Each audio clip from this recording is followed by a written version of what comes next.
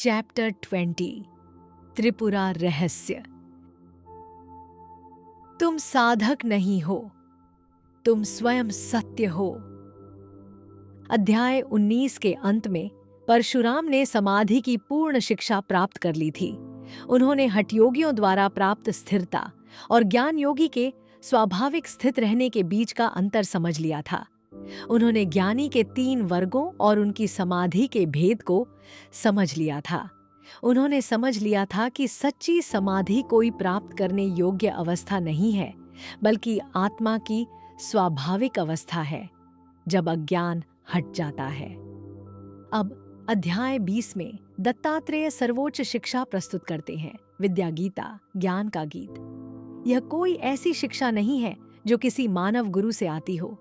यह स्वयं देवी का प्रत्यक्ष प्रकट उपदेश है, वह परम चेतना जो जागृत, स्वप्न और सुषुप्ति तीनों अवस्थाओं में व्याप्त है। कथा यह है कि एक समय बहुत पहले महानतम आर्षि ब्रह्मा के धाम में एकत्र हुए। वे सभी ज्ञानी थे, सभी बुद्धिमान, फिर भी वे एक मत नहीं हो सके। प्रत्येक को अपना मार्ग सर्वोत्तम प्रतीत होता था। कुछ समाधि में लीन थे, कुछ दार्शनिक चर्चा में संलग्न थे, कुछ भक्ति में निमग्न थे, कुछ संसार में सक्रिय थे, कुछ सामान्य मनुष्यों जैसे प्रतीत होते थे। उन्होंने ब्रह्मा से पूछा, सबसे श्रेष्ठ कौन है? कौन सा मार्ग सीधे लक्ष्य तक पहुंचाता है? ब्रह्मा ने उत्तर नहीं दिया। वे उन्हें शिव के पास ले गए। शिव ने भी उत्तर नहीं दिया। इसके बजाय उन्होंने उन्हें परम देवी पर ध्यान करने के लिए प्रेरित किया और वह प्रकट हुई और उन्होंने कहा, यही उनका उपदेश है, विद्या गीता, ज्ञान का गीत। ब्रह्मा का धाम। महानतम आर्षि एकत्र हुए हैं। सनक, सनंदन, सनत कुमार, सनत सुजात, वशिष्ठ, पुलस्त्य, पुलह, क्रतु, भृगु, अत्रि, अंगिरस, प्रचेता, नारद, च्यवन, वामदेव, विश्वामित्र, गौतम, शुक, पराशर, व्यास, कण्व, कश्यप, दक्ष, सुमंत, शंख, लिखित, देवल और अनेक अन्य। वे गहन चर्चा में हैं। हे प्रभु ब्रह्मा, हम सभी आर्षि हैं। हम संसार और उससे परे को जानते हैं, फिर भी हम सब अलग अलग जीवन जीते हैं। हम में से कुछ सदैव निर्विकल्प समाधि में रहते हैं, कुछ दार्शनिक चर्चा में लगे रहते हैं, कुछ भक्ति में डूबे हैं, कुछ कर्म में लगे हैं, कुछ सामान्य मनुष्यों जैसे प्रतीत होते हैं। हम में सबसे श्रेष्ठ कौन है, हम निर्णय नहीं कर सकते। प्रत्येक अपने मार्ग को श्रेष्ठ मानता है। कृपया हमें बताइए। हे श्रेष्ठ ऋषियों, मैं भी यह जानना चाहता हूं। परमेश्वर सर्वज्ञ हैं? चलो हम उनके पास चलते हैं। यह विद्या गीता की पहली गति है। आर्षि यद्यपि ज्ञानी हैं, फिर भी प्रश्न रखते हैं। महानतम ज्ञानी भी, जिन्होंने सर्वोच्च को प्राप्त कर लिया है और अधिक समझ की खोज करते हैं। मार्ग व्यक्तिगत अनुभूति पर समाप्त नहीं होता। देखने के लिए हमेशा और भी है, समझने के लिए और भी है, होने के लिए और भी है। शिव का धाम।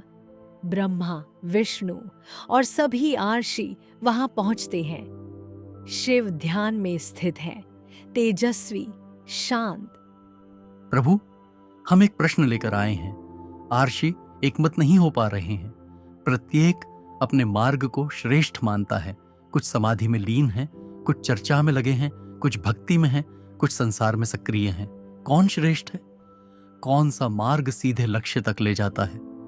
हे ऋषियों, सुनो, मैं भी स्पष्ट रूप से यह नहीं देखता कि कौन सा मार्ग श्रेष्ठ है। आओ हम देवी, उनकी महिमा, निरपेक्ष ज्ञान का ध्यान करें, तब हम उनकी कृपा से सूक्ष्मतम सत्य को भी समझ सकेंगे। यह विद्या गीता की दूसरी गति है। स्वयं शिव देवताओं में सर्वोच्च सीधे उत्तर नहीं देते। वे अपना मत नहीं देते। वे किसी एक मार्ग को श्रेष्ठ घोषित नहीं करते। इसके बजाय वे आर्षियों को परम चेतना, सभी मार्गों का स्रोत, सभी ज्ञान का आधार पर ध्यान करने के लिए प्रेरित करते हैं और उस ध्यान में वह प्रकट होती है। शिव, विष्णु, ब्रह्मा और सभी आर्षि ध्यान में बैठ गए। उन्होंने अपने मन को भीतर की ओर मोड़ा। उन्होंने उस परम चेतना पर ध्यान केंद्रित किया जो जागृत, स्वप्न और सुषुप्ति तीनों अवस्थाओं में व्याप्त है। और जैसे ही वे ध्यान में लीन हुए, वह प्रकट हुई। एक स्वर शुद्ध चेतना के विस्तार से बोलता है। यह देवी का स्वर है, अतीन्द्रिय चेतना जो सीधे आर्षियों से संवाद कर रही है। हे ऋषियों, अपने मन की बात कहो, शीघ्र कहो। मेरे भक्तों की इच्छाएं सदा तुरंत पूर्ण होती हैं। ऋषियों ने प्रणाम किया। ब्रह्मा और अन्य ऋषियों ने देवी की स्तुति की। तुम्हें प्रणाम, सर्वोत्तम, श्रेष्ठतम, मंगलमय, परम ज्ञान, तीनों अवस्थाओं की चेतना, सृष्टिकर्त्री, पालनकर्त्री, आत्मा में संहार करने वाली, सबसे परे परम सत्ता, पुनः प्रणाम। ऐसा कोई समय नहीं था जब तुम नहीं थी, क्योंकि तुम अजन्मा हो। तुम सदा नवीन हो, इसलिए कभी वृद्ध नहीं होती। तुम सब हो, सबका सार, सबकी झाता, सबको आनंद देने वाली। तुम सब नहीं हो, तुम कहीं नहीं हो, तुम्हारा कोई केंद्र नहीं है, तुम किसी को नहीं जानती, किसी को आनंद नहीं देती। हे परम सत्ता, तुम्हें बार बार प्रणाम। आगे, पीछे, ऊपर, नीचे, सभी दिशाओं में, हर स्थान पर। कृपया हमें अपने सापेक्ष स्वरूप और अपने पारमार्थिक स्वरूप के बारे में बताओ। अपनी शक्ति और ज्ञान से अपनी एकता के बारे में बताओ। तुम्हें प्राप्त करने का सही और पूर्ण उपाय क्या है? उस प्राप्ति का स्वरूप और फल क्या है? वह अंतिम सिद्ध क्या है, जिसके बाद कुछ भी प्राप्त करना शेष नहीं रहता? सिद्धों में श्रेष्ठ कौन है? पुनः तुम्हें प्रणाम। यह विद्या गीता की तीसरी गति है, स्तुति, जिसमें प्रश्न निहित है। आर्षि केवल प्रश्न नहीं करते, वे स्तुति करते हैं, और उस स्तुति में वे उस सत्ता का स्वरूप प्रकट करते हैं जिसे वे खोज रहे हैं। वह सब है और सब नहीं, वह सर्वत्र है और कहीं नहीं, वह झाता भी है और झेय भी, वह दोनों से परे है। हे ऋषियों, सुनो, मैं तुम्हें वह सब स्पष्ट रूप से बताऊंगी जो तुम पूछते हो। मैं तुम्हें उस अमृत को दूंगी जो अनंत शास्त्रों के सार से निकाला गया है। मैं वह निराकार बुद्धि हूं जिससे यह सृष्टि उत्पन्न होती है, जिसमें यह फलती फूलती है और जिसमें यह विलीन हो जाती है, दर्पण में प्रतिबिंबों के समान। अज्ञानी मुझे स्थूल जगत के रूप में जानते हैं, पर ज्ञानी मुझे अपने ही शुद्ध स्वरूप के रूप में अनुभव करते हैं, जो भीतर मैं के रूप में निरंतर प्रकाशित हो रहा है। यह अनुभूति केवल विचार रहित चेतना की गहरी स्थिरता में संभव है, जैसे तरंगों से रहित गहरे समुद्र में।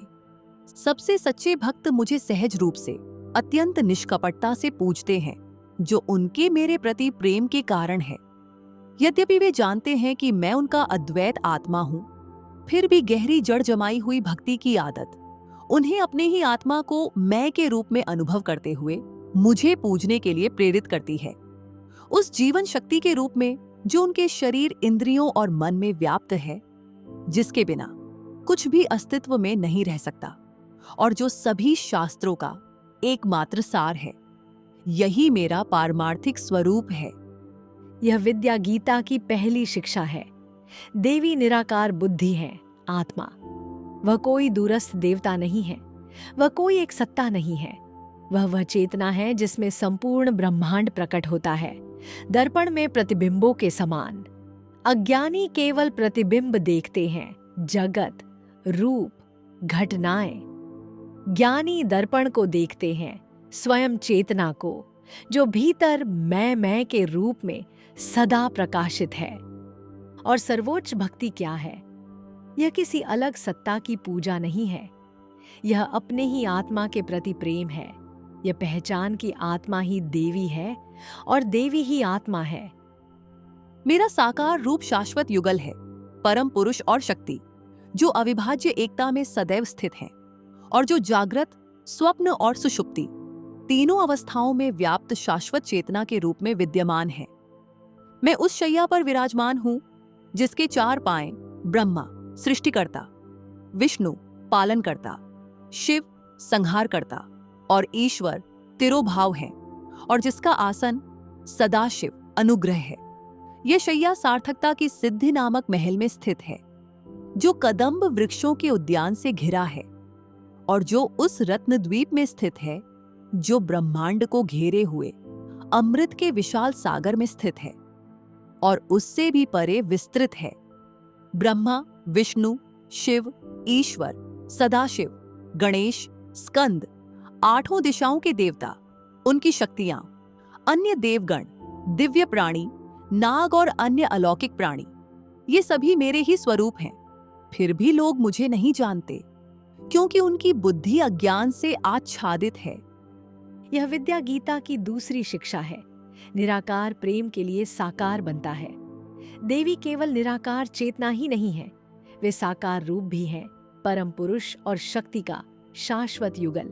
सभी देवता, सभी प्राणी, सभी रूप उन्हीं के हैं। वे संसार से अलग नहीं हैं, संसार ही उनका रूप है। जो मुझे पूजते हैं उन्हें मैं वरदान देती हूँ। मुझसे अलग कोई नहीं है जो पूजनीय हो या सभी इच्छाओं को पूर्ण कर सके। पूजा के फल मैं उपासना के प्रकार और साधक की इच्छा के अनुसार प्रदान करती हूँ। मैं अविभाज्य और अनंत हूँ। अद्वैत और निराकार बुद्धि होने के कारण मैं स्वयं ही इस ब्रह्मांड के सूक्ष्मतम अंश से लेकर संपूर्ण ब्रह्मांड के रूप में प्रकट होती हूँ। यद्यपि मैं अनेक रूपों में प्रकट होती हूँ, फिर भी मैं निष्कलंक रहती हूँ, क्योंकि निरपेक्षता ही मेरा स्वरूप है।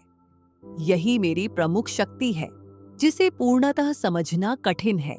अतः हे ऋषियों, इसे अत्यंत सूक्ष्म बुद्धि से विचार करो। यद्यपि मैं सबका आश्रय हूँ और सब में व्याप्त हूँ, फिर भी मैं शुद्ध बनी रहती हूँ। यह विद्या गीता की तीसरी शिक्षा है। देवी अद्वैत और स्वतंत्र हैं। वे सबके रूप में प्रकट होती हैं, फिर भी अछूती रहती हैं। वे सबका आधार है, फिर भी शुद्ध हैं। यही अद्वैत का रहस्य है। एक अनेक के रूप में प्रकट होता है, पर विभाजित नहीं होता।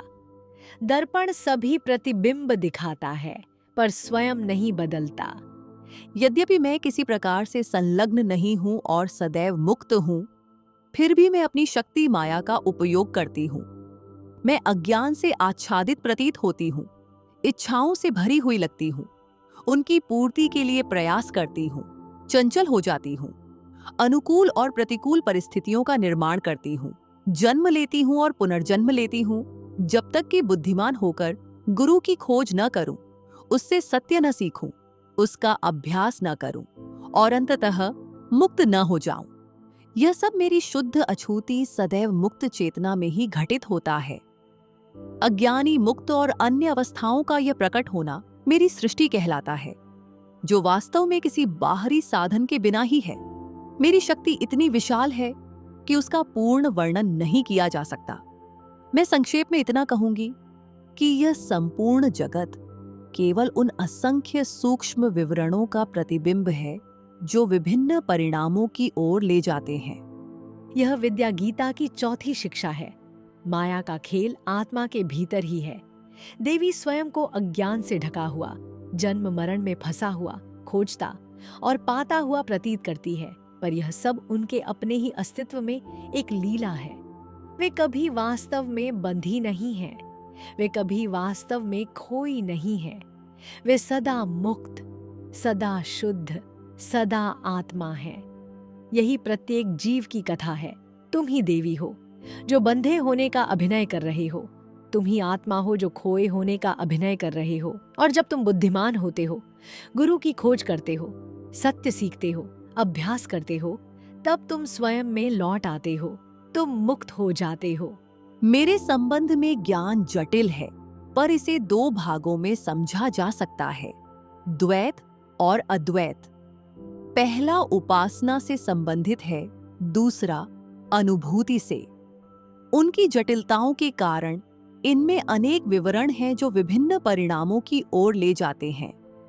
द्वैत ज्ञान अनेक प्रकार का है, क्योंकि वह द्वैत की धारणा पर आधारित है, और उपासना, प्रार्थना, मंत्र, ध्यान आदि के रूप में प्रकट होता है, जो सब मानसिक कल्पना पर आधारित हैं।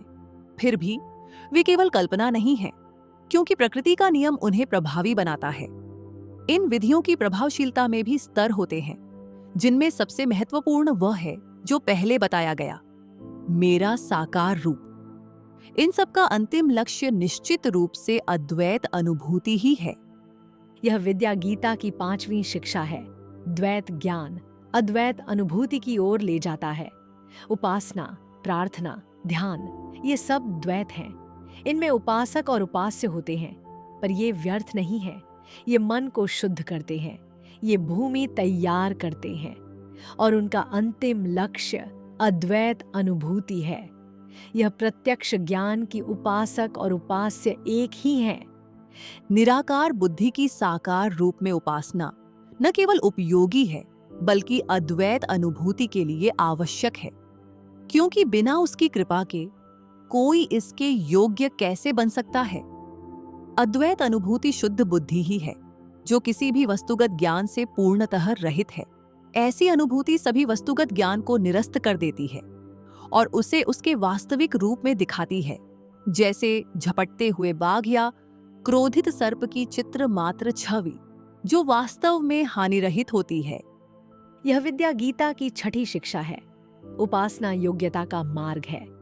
यदि मन अशुद्ध है, यदि हृदय तैयार नहीं है, तो सीधे अद्वैत अनुभूति संभव नहीं। उपासना मन को शुद्ध करती है, तुम्हें योग्य बनाती है, और जब तुम योग्य हो जाते हो तब अनुग्रह होता है। यह पहचान के चित्र का बाघ तुम्हें हानि नहीं पहुंचा सकता कि संसार आत्मा में एक प्रकट रूप है। जब मन पूर्णतः आत्मा में विलीन हो जाता है, उस अवस्था को निर्विकल्प समाधि कहा जाता है। अविभाज्य शांत अवस्था। उसे जागने के बाद व्यक्ति अपने अनुभव की स्मृति से अभिभूत हो जाता है कि वह एक अविभाज्य अनंत शुद्ध आत्मा है, और वह जानता है मैं वही हूं। अज्ञानियों के बाल सुलभ मैं विचार के विपरीत। यही सर्वोच्च ज्ञान है, विज्ञान या प्रत्यभिज्ञा ज्ञान।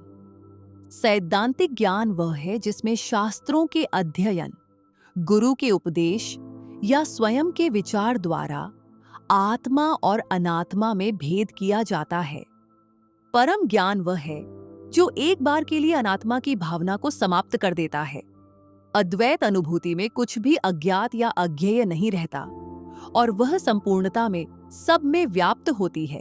इसलिए उसे किसी भी प्रकार से पार नहीं किया जा सकता, जैसे दर्पण और उसके प्रतिबिंब। जब यह सिद्ध हो जाता है, तब बुद्धि पूर्णतः स्पष्ट हो जाती है, क्योंकि सभी संदेह नष्ट हो जाते हैं। तब मन की प्रवृत्तियां, काम, लोभ, क्रोध आदि नष्ट हो जाती है, और यदि कुछ अवशेष रह भी जाए तो वे दांतहीन सर्प के समान हानिरहित होते हैं। यह विद्या गीता की 7वीं शिक्षा है। सर्वोच्च ज्ञान वह पहचान है जो समाधि के बाद आती है। समाधि अनुभव है, मन का आत्मा में विलय, पर ज्ञान पहचान है, मैं वही हूं, मैं सदैव वही था। जिस आत्मा का मैंने स्थिरता में अनुभव किया, वही आत्मा मेरे सभी जागृत क्षणों का साक्षी है। सैद्धांतिक ज्ञान आत्मा के बारे में जानना है, सर्वोच्च ज्ञान आत्मा को जानना है। अंतर उतना ही है जितना नक्शा पढ़ने और पर्वत पर खड़े होने में। आत्म साक्षात्कार का फल है इस लोक और परलोक में सभी दुखों का अंत और पूर्ण निर्भयता। यही मुक्ति कहलाती है। भय का अर्थ है अपने से भिन्न किसी वस्तु का अस्तित्व। क्या अद्वैत अनुभूति के बाद द्वैत का भाव रह सकता है? क्या सूर्योदय के बाद अंधकार रह सकता है? द्वैत के अभाव में भय नहीं रह सकता।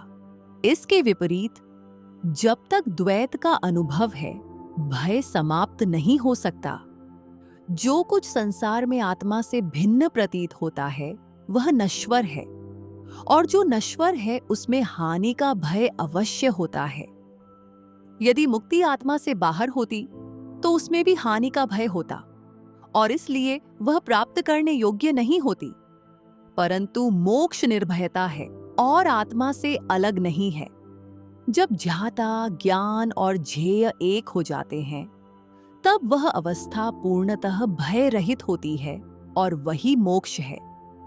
ज्ञान सर्वोच्च ज्ञान वह अवस्था है जो विचार, इच्छा और कामना से रहित है और अज्ञान से अप्रभावित है। यह विद्या गीता की 8वीं शिक्षा है। मोक्ष निर्भयता है, कोई बाहरी वस्तु नहीं जिसे प्राप्त किया जाए, बल्कि वही जो तुम हो जब द्वैत समाप्त हो जाता है। भय अलगाव की भावना से उत्पन्न होता है। जब अलगाव समाप्त होता है, भय भी समाप्त हो जाता है। जब तुम जान लेते हो कि तुम अलग व्यक्तित्व नहीं हो, बल्कि वह आत्मा हो जिसमें सब प्रकट होता है, तो भय किसका? यह ज्ञाता की मूल अवस्था ही है, पर उससे परिचय न होने के कारण वह पहचानी नहीं जाती। केवल गुरु और शास्त्र ही जीव को आत्मा से परिचित करा सकते हैं। आत्मा निराकार बुद्धि है जो विचार से रहित है। ज्ञाता, ज्ञान और ध्येय अलग अलग सत्ता के रूप में वास्तविक नहीं है। जब इनका भेद समाप्त हो जाता है, तब उनकी वास्तविक प्रकृति अद्वैत चेतना के रूप में प्रकट होती है और वही मुक्ति की अवस्था है। वास्तव में ज्ञाता आदि में कोई भेद नहीं है। ये भेद केवल सांसारिक व्यवहार को सुचारू रूप से चलाने के लिए मान्य परंपराएं हैं। मुक्ति शाश्वत है और इसलिए यहीं और अभी है। ये कोई प्राप्त करने योग्य वस्तु नहीं है। आत्मा ही ज्ञाता, ज्ञान और ध्येय के रूप में प्रकट होती है। जन्म और मृत्यु का चक्र तब तक चलता रहता है जब तक यह प्रकट रूप वास्तविक प्रतीत होता है।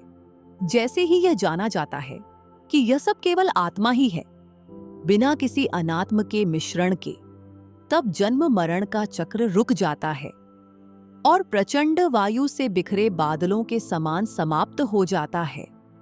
यह विद्या गीता की 9वीं शिक्षा है। मुक्ति शाश्वत है, यहीं और अभी, और इसे प्राप्त करने की आवश्यकता नहीं। यह भविष्य में मिलने वाली चीज नहीं है। यह मृत्यु के बाद मिलने वाली चीज नहीं है। यह वही है जो तुम सदैव हो जब अज्ञान का आवरण हट जाता है। गुरु और शास्त्र तुम्हें कुछ नया नहीं देते, वे केवल उस ओर संकेत करते हैं जो सदैव से है। इस प्रकार तुम देखते हो कि मुक्ति के लिए केवल एक ही आवश्यकता है, तीव्र और अडिग उत्कंठा। इसके अतिरिक्त और कुछ आवश्यक नहीं है। यदि मुक्ति की चाह प्रबल और अटल हो, मुक्ति की सच्ची और अडिग इच्छा के बिना सैकड़ों प्रयासों का क्या लाभ? वही एकमात्र आवश्यकता है और कुछ नहीं। तीव्र भक्ति का अर्थ है मन का पूर्ण एकाग्र होना, जहां भक्त अपने प्रिय में स्वयं को खो देता है। इस विशेष स्थिति में इसका अर्थ स्वयं मुक्ति ही होगा। ऐसी अटूट भक्ति अवश्य सफल होती है और सफलता केवल समय का प्रश्न है, जो दिनों, महीनों, वर्षों या अगले जन्म में भी हो सकता है। यह वासनाओं की सूक्ष्मता या घनत्व पर निर्भर करता है। यह विद्या गीता की 10वीं शिक्षा है। केवल तीव्र आकांक्षा ही आवश्यक है। न तकनीक, न विधियां, न हजारों साधनाएं, केवल गहरी अडिग मुक्ति की चाह।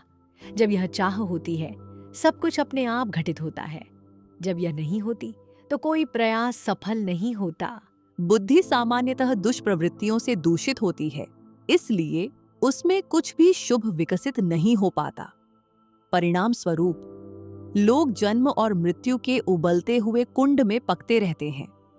इन दुष्प्रवृत्तियों में पहली है गुरु और शास्त्रों के उपदेशों में श्रद्धा का अभाव, दूसरी है इच्छाओं की आसक्ति, तीसरी है मंदता अर्थात सत्य को समझने में असमर्थता।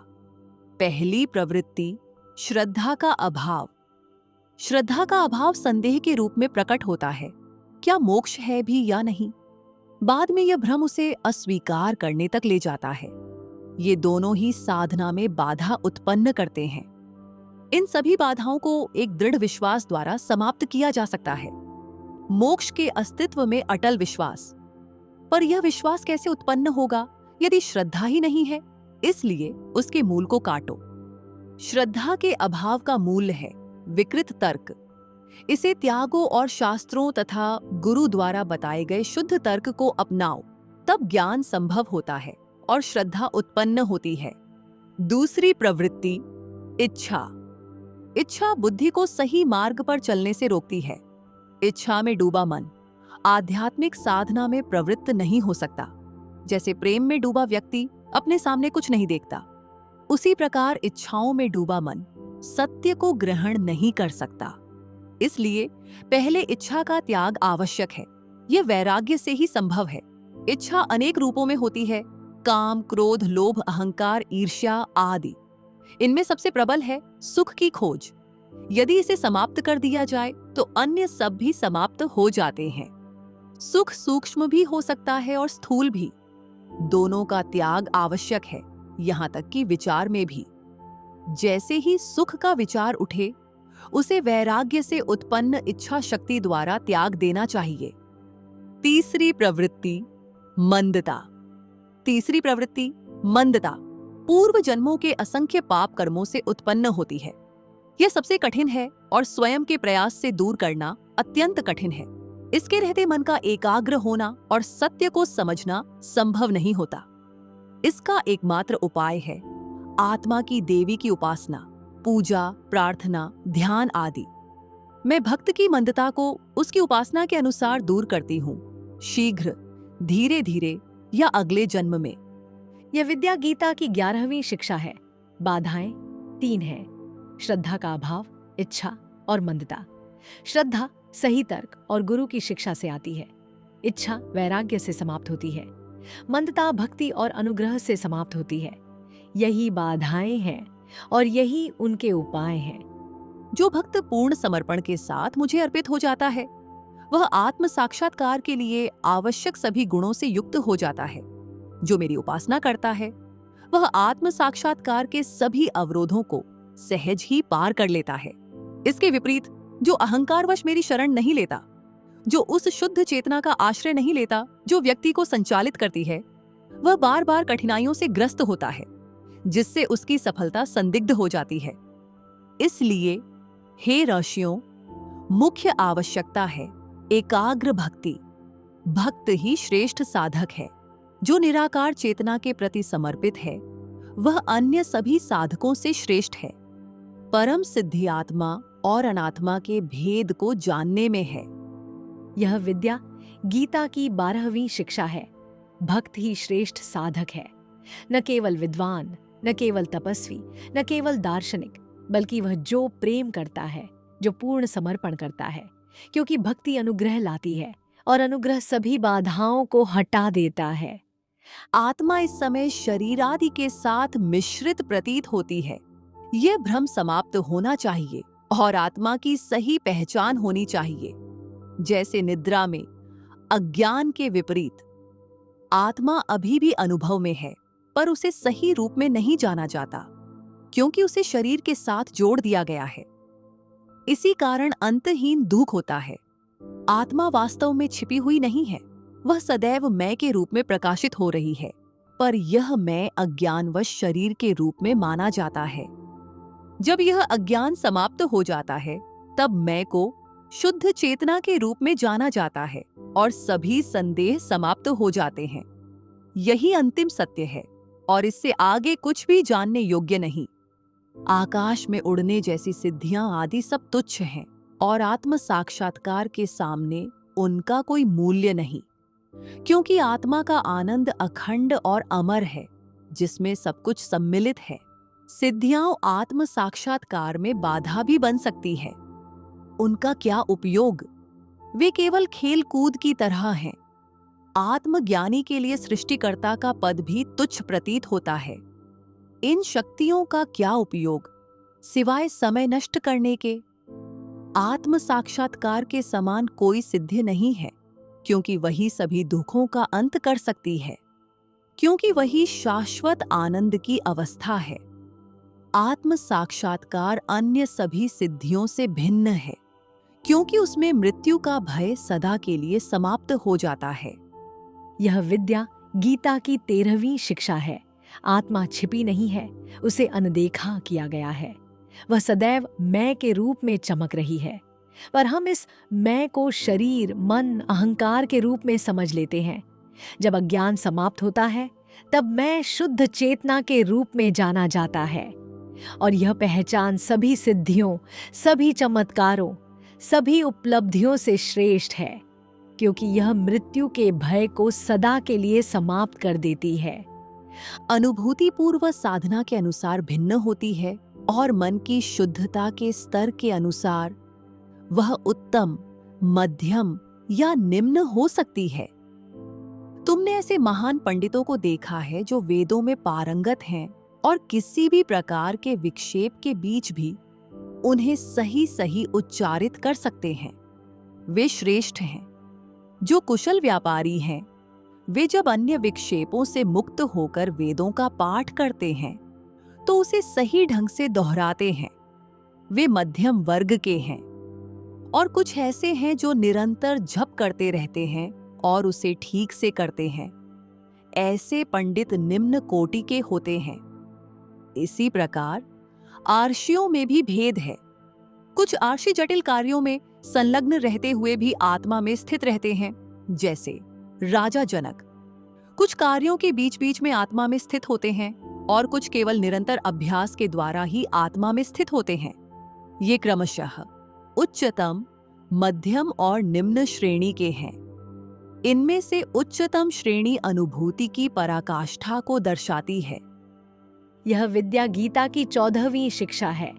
आर्षि 3 प्रकार के होते हैं, जैसे पंडितों के 3 वर्ग। उच्चतम वह है जो जटिल कार्यों के मध्य भी आत्मा में स्थित रहता है। मध्यम वह है जो अंतराल में स्थित रहता है। निम्न वह है जो अभ्यास द्वारा स्थित होता है। सभी मुक्त हैं, सभी आर्षि हैं, पर उनकी अभिव्यक्ति भिन्न होती है। स्वप्न में भी अखंड सर्वोच्च जागरूकता उच्चतम श्रेणी का लक्षण है। जो व्यक्ति अपनी मानसिक प्रवृत्तियों का दास नहीं होता, बल्कि अपनी इच्छा से उन्हें संचालित करता है, वह उच्चतम श्रेणी का है। जो व्यक्ति मैं के रूप में आत्मा में उतनी ही सहजता और निरंतरता से स्थित रहता है जितनी अज्ञानी व्यक्ति शरीर में रहता है, वह भी उच्चतम श्रेणी का है। जो व्यक्ति कर्म करते हुए भी किसी वस्तु को अनात्म नहीं मानता, वह पूर्ण ज्ञानी है। जो व्यक्ति कर्म करते हुए भी नींद के समान स्थित रहता है, वह पूर्ण ज्ञानी है। इस प्रकार श्रेष्ठतम ज्ञानी कभी भी समाधि से बाहर नहीं होते, चाहे वे कार्य कर रहे हों या निष्क्रिय हों। जो अपने अनुभव से अन्य ज्ञानी व्यक्तियों की अवस्थाओं को समझ सकता है, यहाँ तक कि श्रेष्ठतम ज्ञानी की भी, वह निश्चित ही पूर्ण ज्ञानी है। जो सुख दुख, आनंद पीड़ा, इच्छा संदेह या भय से प्रभावित नहीं होता, वह पूर्ण ज्ञानी है। जो सभी घटनाओं को आत्मा में और आत्मा के रूप में देखता है, वह पूर्ण ज्ञानी है। जो स्वयं को सब में व्याप्त अनुभव करता है, चाहे वे अज्ञानी हों या मुक्त, वह पूर्ण ज्ञानी है। जो बंधन के बंधनों को जानकर भी उनसे मुक्त होने का प्रयास नहीं करता और शांति में स्थित रहता है, वह पूर्ण ज्ञानी है। पूर्ण ज्ञानी मेरे ही समान है, हमारे बीच कोई भेद नहीं है। यह विद्या गीता की 15वीं शिक्षा है। पूर्ण ज्ञानी के लक्षण: स्वप्न में भी अखंड जागरूकता, प्रवृत्तियों पर अधिकार, आत्मा में उतनी ही सहजता से स्थित रहना जितना अज्ञानी शरीर में रहता है, कभी भी समाधि से बाहर न होना, चाहे कार्यरत हो या निष्क्रिय, सुख दुख से अप्रभावित रहना, सबको आत्मा के रूप में देखना, स्वयं को सब में व्याप्त अनुभव करना, बंधन को मिथ्या जानकर उससे मुक्त होने का प्रयास न करना। ऐसा व्यक्ति देवी के समान है, कोई भेद नहीं। मैंने अब तुम्हारे सभी प्रश्नों का उत्तर दे दिया है। अब तुम्हें संदेह में रहने की आवश्यकता नहीं है। ऐसा कहकर वह पारमार्थिक चेतना मौन हो गई। राशियों ने प्रणाम किया। उन्होंने शिव और अन्य देवताओं को नमस्कार किया। वे अपने अपने आश्रमों में लौट गए। उनके संदेह मिट चुके थे। उनके हृदय शांति से परिपूर्ण थे। इस प्रकार हे राम, मैंने तुम्हें शुद्ध ज्ञान की इस पवित्र गीता का उपदेश दिया है। यह सभी पापों को नष्ट करती है और मन को शुद्ध करती है। यह गीता सभी गीताओं में श्रेष्ठ है क्योंकि यह स्वयं निराकार चेतना से प्रकट हुई है। इसे ध्यान पूर्वक सुनने और मनन करने से यह मुक्ति की ओर ले जाती है। यह गीता संसार, जन्म और मृत्यु के चक्र के महासागर से पार ले जाने वाली नौका है। इसे प्रतिदिन प्रेम और श्रद्धा से पढ़ना या दोहराना चाहिए। भाग 19 विद्या गीता का सार। विद्या गीता की शिक्षा पूर्ण हुई। आइए इसके मुख्य उपदेशों को संक्षेप में समझें। 1. देवी निराकार बुद्धि है। आत्मा वे वही चेतना है जिसमें संपूर्ण ब्रह्मांड प्रकट होता है, दर्पण में प्रतिबिंबों के समान। ज्ञानी उन्हें अपने ही शुद्ध स्वरूप के रूप में अनुभव करते हैं, भीतर मैं के रूप में प्रकाशित। 2.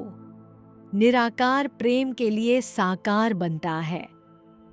देवी साकार रूप भी है, परम पुरुष और शक्ति का शाश्वत युगल। सभी देवता, सभी प्राणी उनकी अभिव्यक्तियां हैं। 3. माया का खेल आत्मा के भीतर है। वे बंधन, खोज और प्राप्ति का अभिनय करती हैं, पर यह सब उनकी अपनी ही सत्ता में एक लीला है। वे सदैव मुक्त हैं। 4. द्वैत ज्ञान अद्वैत अनुभूति की ओर ले जाता है। उपासना, प्रार्थना, ध्यान ये द्वैत हैं, पर मन को शुद्ध करते हैं और अद्वैत अनुभूति की ओर ले जाते हैं। 5. सर्वोच्च ज्ञान पहचान है। समाधि के बाद स्मृति से पहचान होती है, मैं वही हूं। यही सर्वोच्च ज्ञान है। 6. मोक्ष निर्भयता है। कुछ प्राप्त करने योग्य नहीं। द्वैत के समाप्त होने पर भय समाप्त होता है। तुम पहले से ही मुक्त हो, केवल पहचानना है। 7. तीव्र आकांक्षा ही एकमात्र आवश्यकता है। मुक्ति के लिए गहरी अडिग चाह, जब यह होती है सब कुछ अपने आप घटित होता है। 8. 3 बाधाएं हैं: श्रद्धा का अभाव, इच्छा और मंदता। श्रद्धा सही तर्क और गुरु से आती है। इच्छा वैराग्य से समाप्त होती है। मंदता उपासना से दूर होती है। 9. भक्त ही श्रेष्ठ साधक है, जो पूर्ण समर्पण करता है, जो प्रेम करता है, वही सर्वोत्तम है। 10. आत्मा छिपी नहीं है, उसे अनदेखा किया गया है। वह सदैव मैं के रूप में चमकती है। हम उसे शरीर मान लेते हैं। अज्ञान हटने पर वही शुद्ध चेतना के रूप में पहचानी जाती है। 11. आर्षि 3 प्रकार के होते हैं। उच्चतम कार्य करते हुए भी आत्मा में स्थित रहता है, मध्यम अंतराल में स्थित रहता है, निम्न अभ्यास से स्थित होता है। 12. पूर्ण ज्ञानी देवी के समान है। अखंड जागरूकता, प्रवृत्तियों पर नियंत्रण, समाधि से कभी बाहर न होना, सुख दुख से अप्रभावित रहना, ऐसा व्यक्ति देवी के समान है। और इस प्रकार विद्या गीता के अंत में ऋषि अपने आश्रमों में लौटते हैं। उनके संदेह समाप्त हो चुके हैं। उन्होंने सर्वोच्च शिक्षा सुनी है, परम चेतना का प्रत्यक्ष उपदेश। उन्होंने सीखा है कि मार्ग भक्ति है, लक्ष्य पहचान है और आत्मा सदैव मुक्त है। एक शांत क्षण लो और चिंतन करो। तुम कोई अलग जीव नहीं हो जो दूर बैठे भगवान को खोज रहा है। तुम स्वयं देवी हो जो बंधन का अभिनय कर रही हो। तुम आत्मा हो जो खोए होने का अभिनय कर रही हो। मार्ग कुछ नया बनने का नहीं है, यह पहचानने का है कि तुम सदा से क्या हो। बाधाएं 3 हैं: श्रद्धा का अभाव, इच्छा और मंदता। उपाय 3 हैं: सही तर्क और गुरु, वैराग्य और उपासना। साधक एक है, भक्त जो समर्पित है, जो प्रेम करता है, जो मुक्ति की चाह रखता है। और लक्ष्य कहीं बाहर नहीं है, यह यहीं है, अभी है। यही तुम हो। इस प्रकार त्रिपुरा रहस्य का 20वां अध्याय समाप्त होता है। विद्या गीता, ज्ञान का गीत, यही सर्वोच्च शिक्षा है, यही सार है, यही वह नौका है जो तुम्हें संसार के महासागर से पार ले जाती है। यदि इस शिक्षा ने तुम्हारे भीतर कुछ स्पर्श किया है तो उसे होने दो, इसके साथ बैठो, इसे कार्य करने दो। तुम कोई साधक नहीं हो जो किसी वस्तु की खोज कर रहा है, तुम स्वयं देवी हो जो स्वयं को खोज रही है। जब तुम पाओगे तुम हंसोगे, क्योंकि तुम कभी खोए ही नहीं थे। पढ़ने के लिए धन्यवाद। भक्ति उत्पन्न हो, बाधाएं दूर हो, तुम वही पहचानो जो तुम सदा से हो। शांति, शांति, शांति।